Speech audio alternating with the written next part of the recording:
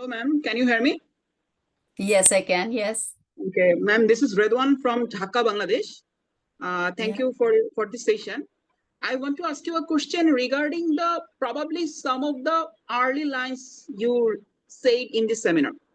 Okay, my question is: in Bangladesh, there is a common perception that Ayub Khan's regime suppressed Islamic parties like Jamaat Islami and other parties, and was responsible for many secularizing policies and many secular establishments in the then East Sorry, Pakistan. whose regime? Ayub Khan. Ayub Khan, yes. Yes. But in contrast, you told that General Ziaul Haq's later dictatorship in Pakistan is widely seen as having co-opted Jamaat Islami in the civil society of Pakistan. Like what political or ideological or strategic shift or how this happened in the civil society of Pakistan in Ziaul Haq's regime, and what were the factors? Like two military dictators, they were having two different policies. Like how did this happen? If possible, kindly can you explain this to me, ma'am? Okay, thank you very much, Rizwan, for this question. It is you're absolutely right that in Pakistan, we have had various versions of dictatorships. And there was Tariq Ali, who's a political commentator and writer, at one point said that, the Pakistani army has produced every kind of military dictator for America. So if Americans want a secular dictator, we produced a secular dictator. If they want an Islamist dictator, we produced an Islamic dictator. Next, if they want, a non-binary dictator, we will produce a non-binary dictator, etc. So Ayub Khan's, but there were other kind of political contexts around this as well. Ayub Khan's regime saw itself as a modernizing regime that certainly at that point, Jamaat Islami and Maulana Maududi actually saw quite a lot of state pushback. Maududi spent some time in the jail as well.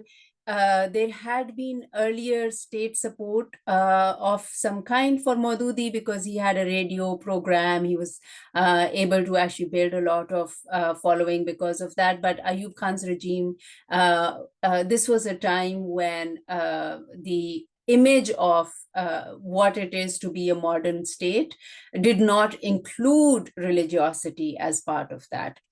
Ziaul Haq Ziaullah came into power, and as soon after he did, Maududi died.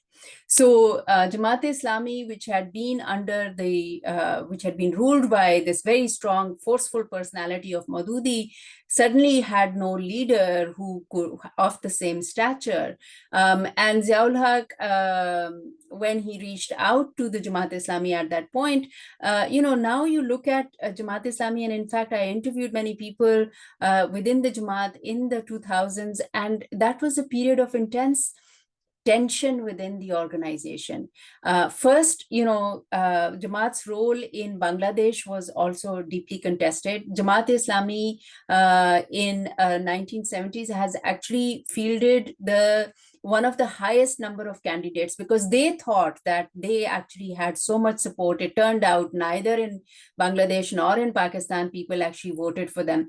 So this was a period of soul searching and rethinking. But with Al-Badr, Al-Shams in Bangladesh, some level of use of weapons and violence had already become part of the organization. So in the late 1970s, when Zia comes into power, he's able to use especially the Islami Jamiyat Tulaba, the student wing of the Jamaat Islami, arm them and use them against various kinds of left civil groups, leftist groups in universities especially. And so this is to curb opposition to the Zia regime. And so because I think by that time, Jamaat Islami didn't have the strong leaders that it used to have and Maududi had died. So through the 80s, we see a process in which various kinds of other Jamaat leaders become senators. They're happy to take government roles.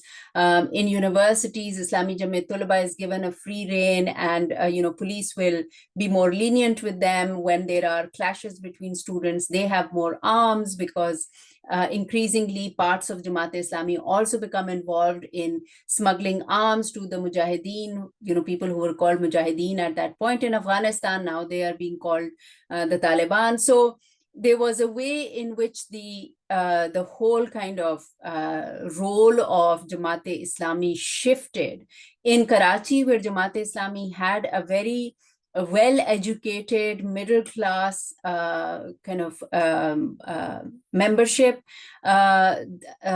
Zia actually supported initially the rise of an ethnic nationalist party, primarily to break the strength of both the Jamaat Islami and the Pakistan People's Party that Bhutto had led. So this is, this is a history that is not a linear history of its relationship with the state. And often I think people misunderstand when they talk about the Jamaat being very close to the Pakistani state. They actually miss these kinds of nuances. When Musharraf, the next military dictator that Pakistani army produced, when he came into power, he was very much against, he was again a secular dictator, was very much against the Jamaat Islami again at that point. And the Jamaat Islami had to rethink its role, because it didn't have the state behind it anymore, and it didn't have the US behind it anymore. So this led to a rethinking of its role. And so by the time, I went and I started with my fieldwork with labor unions, the Jamaat had actually diversified very significantly through the late 1990s, at the end of the Afghan war, late 1990s into the 2000s. The Jamaat Islami had diversified and was trying to become a mainstream political party. So there's quite a range of positions that the Jamaat Islami has taken, and its relationship with the state has been not as smooth as many people assume. The way you mentioned the 1970 election is quite important even in today's Bangladesh context. Their vote share was probably 6% in 1970 election, but only 1% in seat share. Today, being one of the major stakeholders of the last revolution, they are still going for proportional representation in the upcoming election of Bangladesh. So probably the way you mentioned, it is quite important in today's context too. Thank you, ma'am. Yes, you're right, and I think this is a very useful point to raise, because I think at a certain level, despite its many problems, even today in Pakistan, and the Bangladeshi situation has some similar dynamics. Although of course there is a particular relationship for many years that the Jamaat Islami has had with the Bangladeshi state, but in Pakistan as well, at some levels, we can see the Jamaat, it's very interesting that the Jamaat Islami doesn't win elections, and yet, of course, it is the most egalitarian in terms of ethnic representation. So it's the only political party in Pakistan that is not managed by mainstream and national level political party, that is not managed by a family, that has had leadership from different ethnic groups within Pakistan. It has had a Pashtun leader, it has had a Muhajir leader, it has had a Punjabi leader, etc., etc. And it is primarily urban, so it is not kind of dependent upon feudal relationships of obligation, etc., for its vote banks. So yeah, I think this is important to keep in mind that no party is static, and certainly Jamaat Islami has in both Bangladesh and Pakistan has changed its shape in many ways. And one of the things that does hold it together, certainly in the Pakistani context, I know less about the Bangladeshi context, but one of the things that did hold it together for some time was the fact that even now, although less so, there are study circles that were conducted for members of the Jamaat Islami to develop their intellectual capability to think about, the political context in which they find themselves. And that has helped build a kind of a long-term direction to the party. It's much, much less now than it was before. I'll stop here. I see there are other questions. I have a two question basically. You mentioned about the complexity was faced by Maulana Maududi in between the time of 60s, 70s. He was trying to make compatible Islam or Islamism, whatever you say, into the nationalist theory. And then you just took some points and you skipped it. Then some of the player came later and they used it to extremize the Islamism and so on. So how do you see what the evolution Islamism has from then on? What Maududi was trying to make compatible.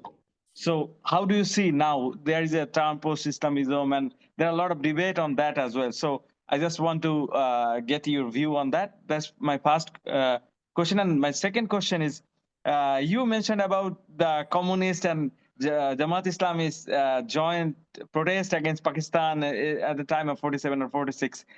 So and Maududi also quite a lot inspired by the communist movement. And in Bangladesh, there is a saying, I don't know you know or not, there is saying that left and the Jamaat, left that means communist and Jamaat, they're like alternate to each other. So sometimes because left were like very part of the last fascist regime. So now the like changed left, they started to saying that if we were this, then GI are right. GI means Jamaat is the right position, in the right position. So they will be the same. So there is an interesting discussion going on. So I want to get your view on this as a, sorry, it was quite long. Sorry for that. That's okay. Shall I go ahead and answer that? Yeah. Okay. Sorry, Selvin, shall I go ahead? Yes, ma'am, sure. Okay. Thank you. Again, this is a very fascinating question. Let me actually quickly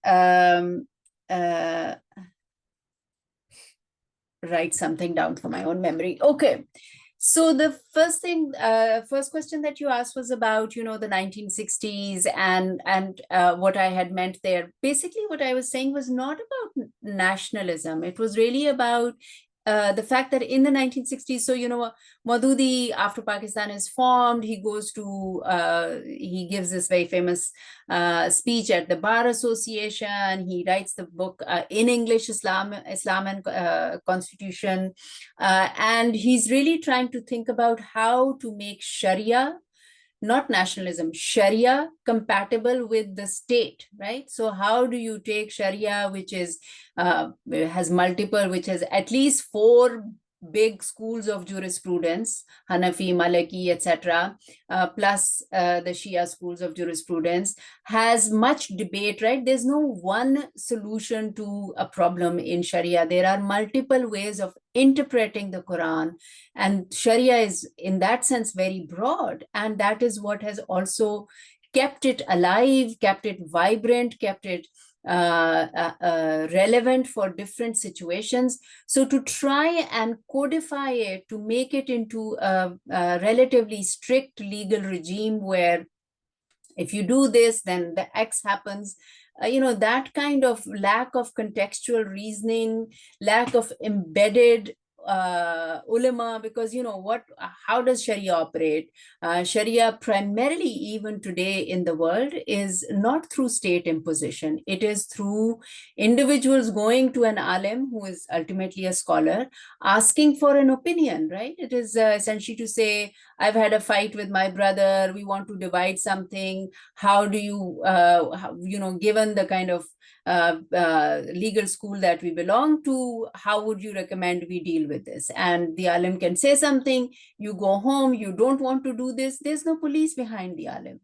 So the fatwa, apart from a few innovations like the Iranian state and the Saudi state, etc., the fatwa is not binding in the sense that You may decide to bind yourself to the fatwa, but the state is not binding you to a fatwa, right?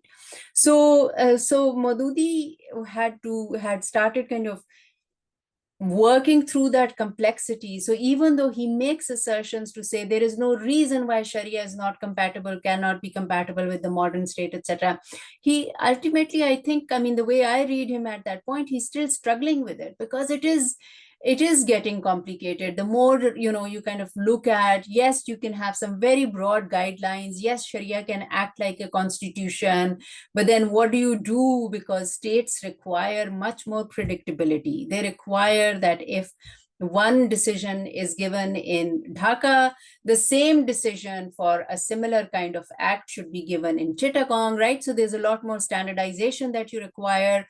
And so Maududi, whereas Sharia doesn't necessarily have that level of standardization. And I constantly reinforce that that lack of standardization and homogenization is a strength in Sharia, right? So to try and erase that away is a problem. And Maududi, I see him as grappling with that problem at that point. But the other question you asked about was related to the question of, you know, what is happening in terms of the debates around post-Islamism, etc. And so Asif Bayat, who made this term popular, the argument that Asif Bayat was making was to say that there was a time when Islamism as a project really had a lot of intellectual, political power behind it. People were enthused by it. They were looking to kind of set up these arrangements, etc. And so people are not, he's saying, that enthusiastic about it, right? So there are states that we can call Islamist states, like Iran and Saudi Arabia, for instance. But, you know, it's not like people are behind the project anymore with the same level of enthusiasm. And there are other things that are happening, and Islamists themselves are changing, and they're speaking in the language more and more of democracy, etc. I mean, some of it is true, I think. I mean, I'm not sure we need to categorize it as post-Islamism necessarily. But I do think that, you know, these parties, for instance, Jamaat-e-Islami in the Pakistani context in the early 2000s, when I was, before I started my PhD, actually, I was working as a journalist for some time, and it was interesting. There were anti-globalization mobilizations happening in different cities of Pakistan, and the Jamaat was very much a part of that. So the anti-globalization mobilizations were around the privatization of, for instance, state educational institutions, universities and colleges. And, you know, people were protesting against this because whenever there is this kind of liberalization, it tends to increase inequality. Those universities and colleges become more expensive. Many lower middle class and people from lower echelons of or kind of with fewer resources find it harder to go to university. So there were those kinds of protests going on. And Jamaat was very much, and Jamaat and IGT, the Islami Jamiat Tulaba, was very much a part of that. So, you know, they kind of moved from that relationship of being with the state in the 1980s against leftists who were at that point focused on the political economy much more explicitly. The Jamaat at that point was focused much more on cultural issues. Their concern around communism and socialism was that this will mean an end to what it means to be a Muslim people, because communism seemed to also bring with it atheism. And there is a version of Marxism and communism that was very intolerant of religious practices, religious ideas.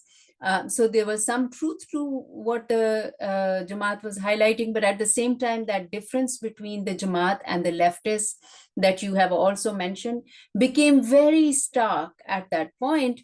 I'm not sure it is that stark anymore. It is certainly the case that in Maududi's thought, and I have another article kind of arguing that Maududi is a conservative anti-colonial. He's an anti-colonial, but he's looking to conserve certain social relationships, right? And to that extent, for him, relationships between, say, men and women, or between people who work and people who own, are not necessarily structured around equality, but they are structured around some level of harmony, right? And so for the Jamaat and for Maududi, for a long time, the big question was Islamic identity, Islamic culture, and political life organized around the principles of Islamic identity and culture. But I think, again, that has changed now, and Jamaat-e-Islami and the left used to have this much more antagonistic vision of society. Society had inequalities. Equality was the main principle that we were going to focus on, and society was internally antagonistic. The workers and the capitalist class could not move together, could not work together. Their interests were mutually antagonistic. So there were deep ideological divisions as well as political divisions, and some of that has shifted. It seems to me that the Jamaat over the last decade and a half is actually picking up issues around inequality as well.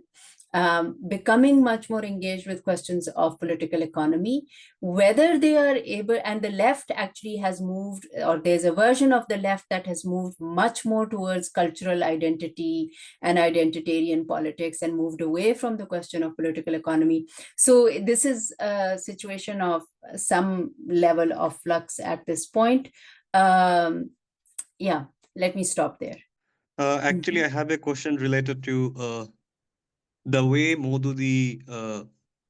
So one of the reason, I mean, the way I understood, like, so the operation of minority by the majoritarian class in a democratic society, what he saw either in any country like US, the black people in US, or like what would happen in undivided India for Muslims.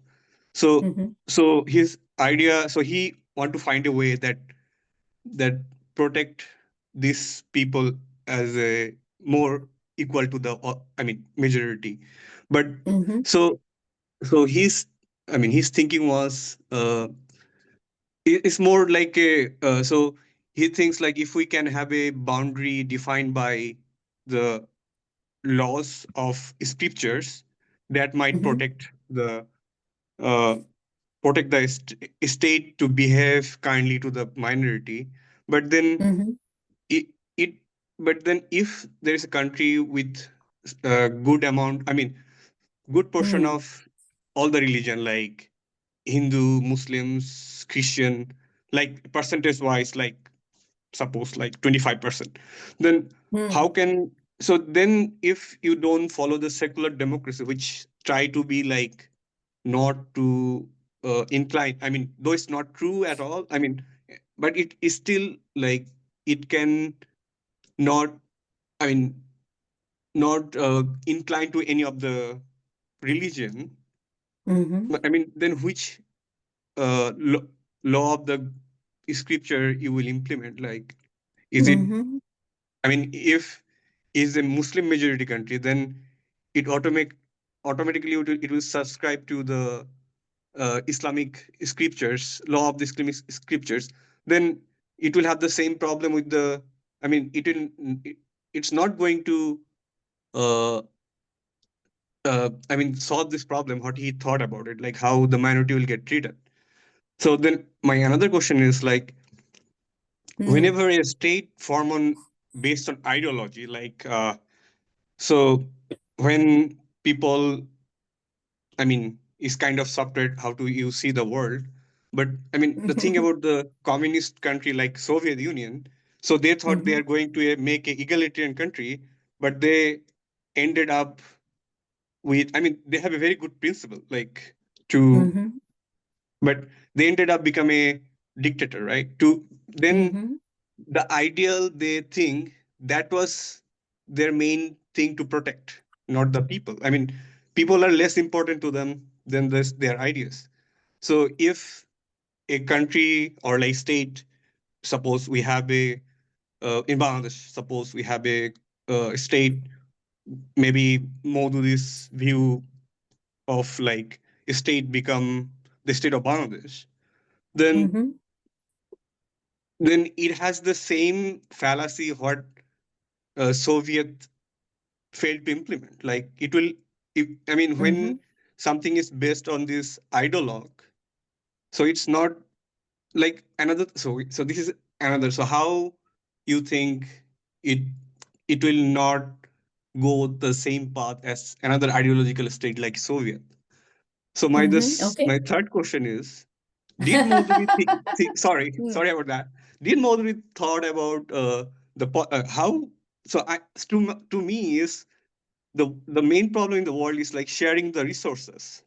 So all Mm-hmm. the problem with the economy actually. So if Mm-hmm. so, even the oppression of minority. I mean, if you look into the Holocaust, so oppression of minority is actually an economic one. So okay, Mm-hmm. they have the money and we don't have, or another is like political instability. When you have not good institution, all the dictator Mm-hmm. want to find a scapegoat. Like okay, so I have this problem. Who did this? So okay, the common Mm-hmm. scapegoat, that minority. So how a ideal state of Modudi, I mean, think about it, like how it can solve it. Okay, thanks. I did a lot of question to you. Sorry. No problem. Okay, thank you. Thank you for these questions. Let me start with the first discussion that you raised first. We see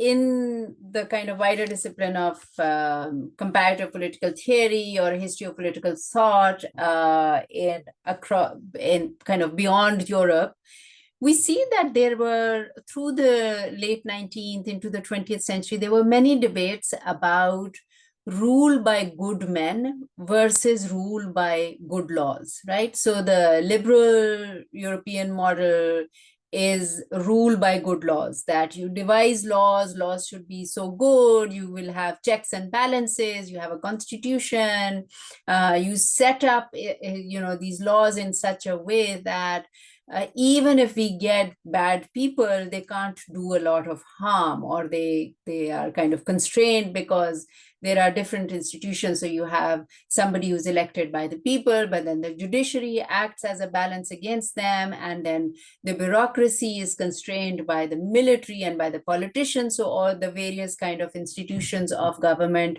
in a sense, constrain each other, right? That is one model of governance. The other model of governance, and we find that in different contexts, we find that, for instance, in the particular person that I'm thinking about, we find that in debates in China, in the kind of traditions of thought and governance there. We find that also in the Islamic tradition of thinking about political rule, right? That if you have the right people who are good people who actually don't want power, then they will rule in a way that brings justice to the polity. And justice is not the same as equality, right? It is justice. It is just that if whatever your position in life, the poor will remain poor, the rich will remain rich necessarily, but the poor will not be exploited, the rich will not be able to exploit them endlessly, etc. So there will be some boundaries around how society moves. There will be some limits in terms of how what level of exploitation is possible in this world. So the first thing to note is that both of these are models, right? So we know that there is no perfect functioning of the liberal model either. There are rules. We have in some ways very good laws in England and America. And of course we have, so in America we right now have Trump. In England we have a government which many people feel is not representative, is doing things that is leading to the impoverishment of people who are already poor, is now taking up the rhetoric of further marginalizing refugees and migrants, etc. So, you know, there is no guarantee that there will be no exploitation when we have good laws.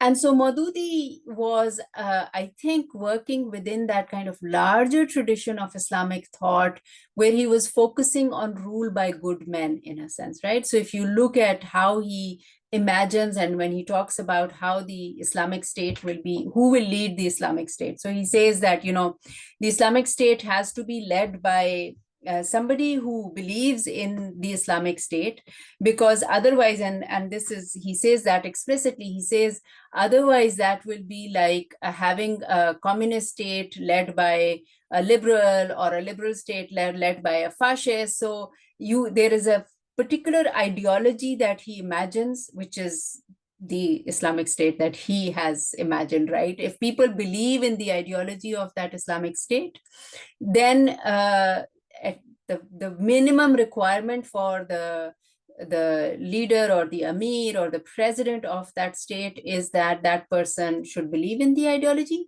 but importantly that that person should not put himself forward. And he is thinking of a man, although, and he says that explicitly, but we also see that Maududi was politically very flexible when it came to supporting a candidate, a consensus candidate against General Ayub Khan.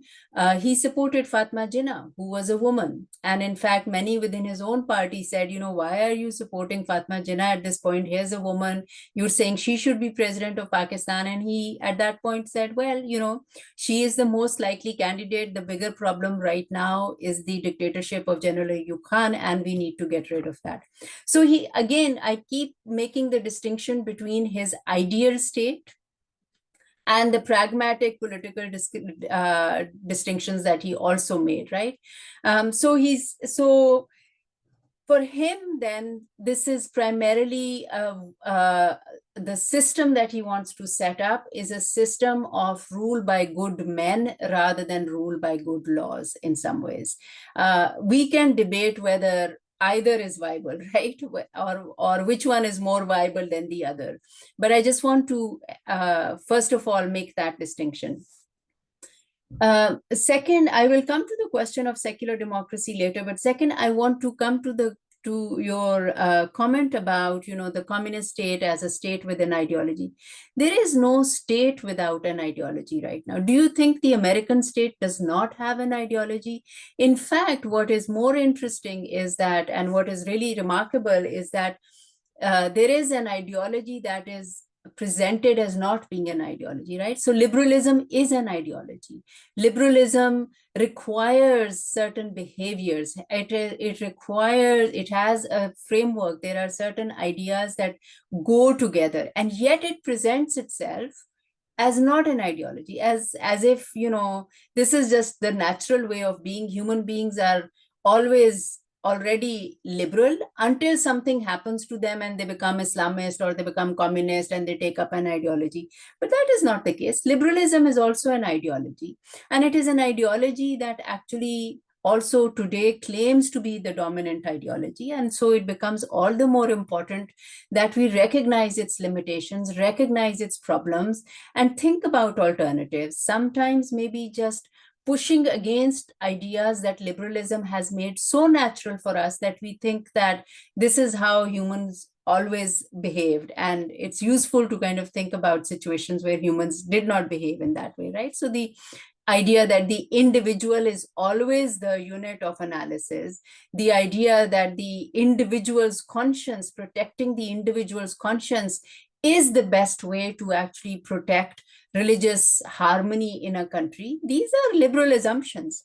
And so this brings me to your question about, what if we don't have secular kind of framing, then how will people live together if there are, equal numbers of different religious groups, etc. Maybe there is no majority, maybe there is a majority. How will people live together if there is no secularism?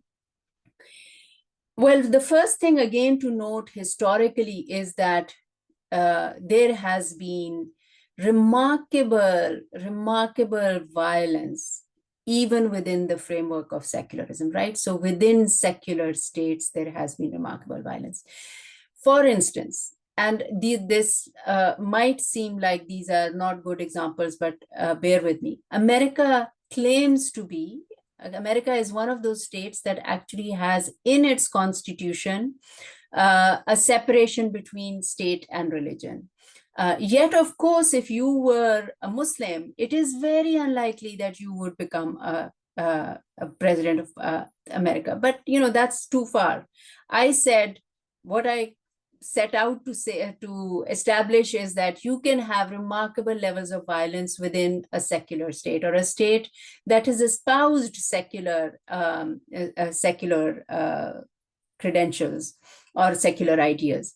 We see that happening in France foremost, right? So if you are a Muslim, if you are wearing a hijab, there are incidents of violence, people pulling off girls' hijabs by force. I have known a friend who was slapped walking down Paris, the streets of Paris, and somebody tried to take her hijab off, saying, you don't know that you need to liberate yourself. So, these kinds of everyday violence is very much a part of secular states as well. This can happen to actually, let me park that. I was going to go for non-Muslim examples in some of these secular states, but let's park that. What happens, this we can say, okay, this is not the fault of secularism, it is the fault of of individuals or different groups, or if India is a secular state and Modi is the problem, etc. But I think we have to recognize that one of the things that secularism does as a framework is that it gives more power to the state to adjudicate between different religious groups, right? To decide how different religious groups should act with each other.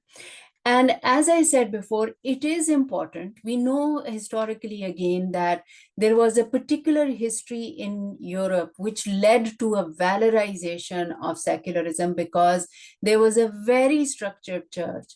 There were years, decades of fighting between Protestants and Catholics for control of the church through the state, right? Or the state through the church. So this level of violence, fighting,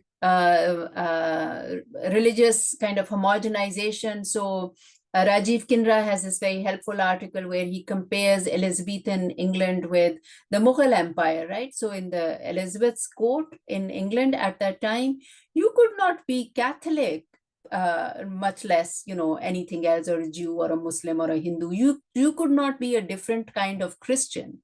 Whereas in the Mughal Empire in India, there were viziers and leaders of the army, generals of the army, etc., who were not Muslim or who were different versions of Muslim. So we do have other frameworks of organizing religiosity and organizing religious coexistence. We also know that actually in most religious traditions, so I have, for instance, in an article in Political Theory where I've looked at the question of tolerance, and I ask, is tolerance liberal? This idea, when we want to say that somebody is very tolerant, we say, oh, he's very liberal. But in fact, there are versions of tolerance that are not about liberalism, that are not about protecting individual freedom of conscience, that are not about the state protecting your right to practice your religion. They are about neighbors looking after each other, or they are about an ethical ethical kind of public sphere and ethics of interaction in the public sphere that recognizes different ways of being religious and just accepts them, right? So this is a very long answer to just open up some questions for you. I cannot necessarily persuade you right now fully, but I think it's important to think about the fact that the reason why we value secularism, what is it that secularism brings? Ultimately, what secularism promises us is the ability for religious groups or different religious groups to coexist together. We actually have, this comes from a context where, in the European context in particular, also in America, they actually eradicated all difference, right? Secularism, I don't know at what point can we say it operated in Britain, but all religious difference for centuries in the European context was actually homogenized out, eradicated out. Whereas we are living in South Asia in very diverse societies. There is much more religious diversity here. There is much more explicit recognition in South Asia, in South America, in Africa, that people will have different religions.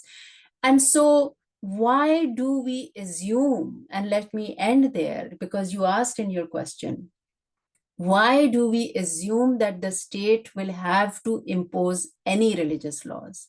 There is no requirement. This is part of our European kind of inheritance of the state, that the state imposed religious laws. The Mughal Empire did not impose religious laws. Hindu or Shia or Sunni or various kinds of Muslims and various kinds of other Sikhs, etc., did not have to go to the only one court, which was the Muslim court. They all had their own courts. There was a state court and there was Qanun separate from Sharia. So why do we assume that the state necessarily has to impose some religious laws? Let me stop there. On the question of Maududi and his understanding or his discussion of political economy, it is a very good question. I think it is an important question to consider because in some ways, I think this is a weak spot.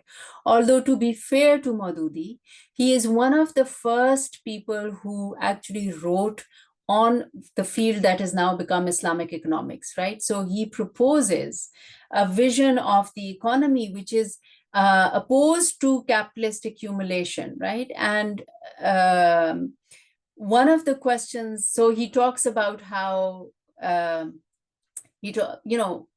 did capitalism arise? So one of the questions that reading his work on Islamic economics certainly raised for me was how, yes, there's something about the ways in which property was consolidated, thought about, which is different in Europe. And this is to provincialize Europe, to understand what was specific to Europe. So for instance, Maududi says that property was, technically property is always divided. So anytime somebody dies, their son and daughter both get a share, the wife gets a share, other people get a share. Whereas, for instance, in England, primogeniture, that only the oldest son inherited everything, right? That's a very different relationship with property and with inheritance. And that allows consolidation of property. So Maududi doesn't have a good framework of how to move to another system, maybe because he was living at a time where he thought some of the elements of the system that he wants to put in place are kind of still there. I don't know. I mean, I don't have a good answer for why he doesn't do this, but he doesn't elaborate a good kind of transition if really he thought, there was something really helpful in Islamic economics that we could adopt. He basically just says that if we just do the things that we are meant to do and do them well, for instance, pay zakat, make sure that we're not hoarding, capital and other resources, make sure that we distribute, make sure that we kind of look after the poor, etc. And in a sense, that is not satisfactory in the contemporary context, because the contemporary context is a different political economy where inequality is just built into the system at a much greater level than Maududi's economics imagines. So I do think that is a relatively underdeveloped area of his thought.